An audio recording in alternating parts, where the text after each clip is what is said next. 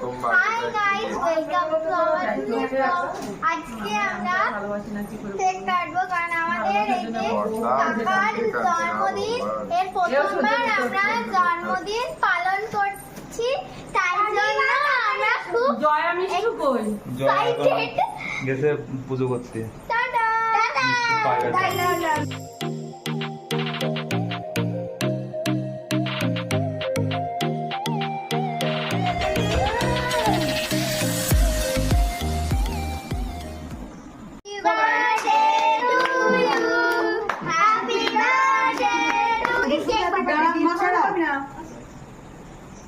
বাবা আমার মেয়েটা খাই